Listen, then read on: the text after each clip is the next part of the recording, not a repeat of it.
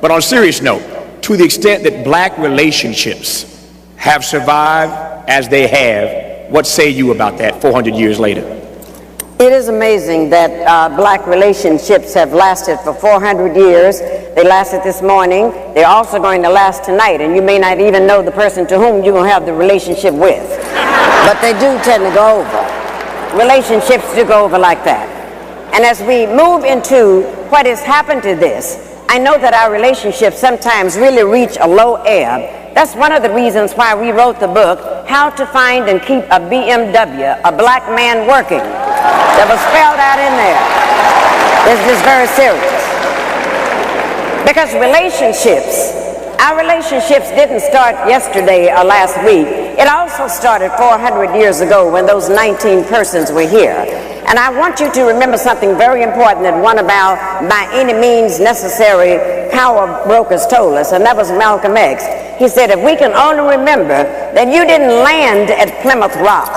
Plymouth Rock landed on you. And it's very essential that we kind of keep this in place. And knowing that these are the things that happen, then we have to move more to change it. See, we have a system that would not like to see black males and black females together. They would not like to see that happening at all.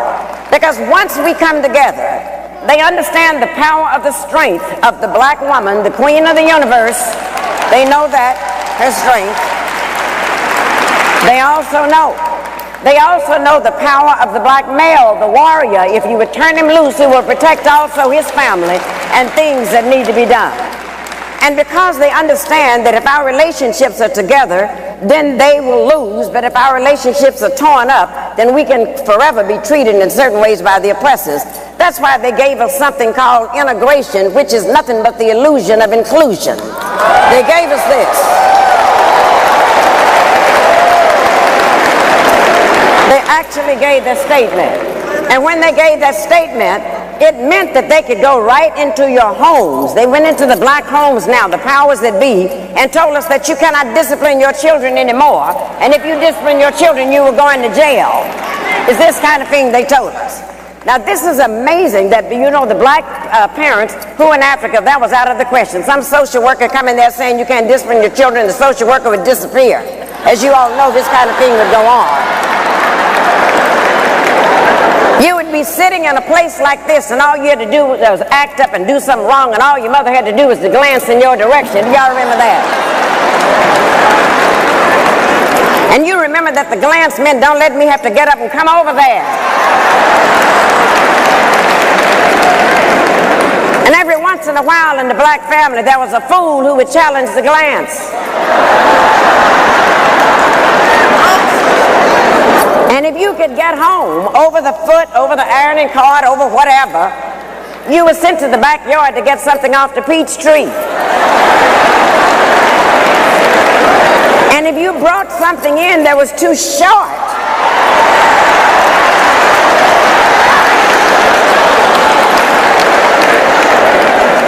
God forbid that you would do something like that. But then it got so terrible in frightening us. This is why we got to take this back, and this is the best part of our action plan, is to reclaim the minds of our children, because then they went into the public schools and took discipline out of there. So when we acted up in there, they put our boys, our black men, into something called special ed classes.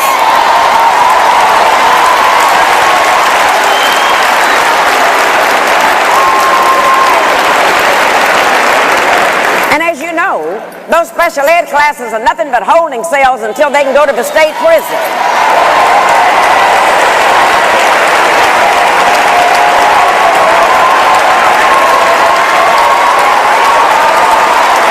But this is what they did. And then, the one thing that they knew, that if we can put them in prison, if we can have them convicted for a felony, then once they get out of prison, they cannot get a job. Because of that, they cannot get the job. And then if they happen to eke out and find a job, then they have to pay taxes on a job, yet they cannot vote, and I call that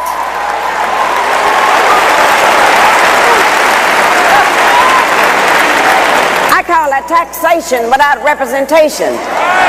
That's what we're looking at.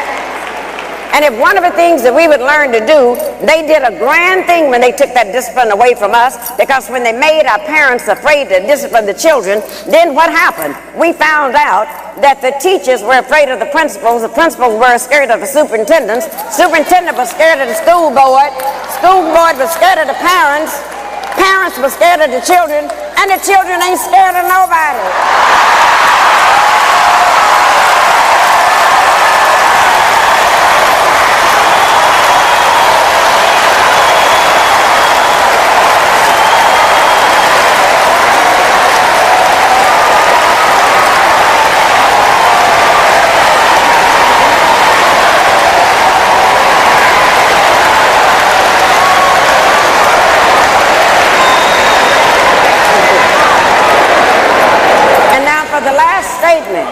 The last statement, the reason why we're so pleased to have the covenant, it makes all of this type foolishness stop. It's going on under Angela Glover in San Francisco. It's all over the country, and they're all saying we finally have a movement where we can take back over the minds of our children.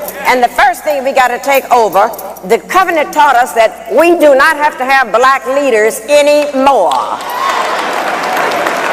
It told us because everyone in this room is empowered to be a black leader. Everyone in this room.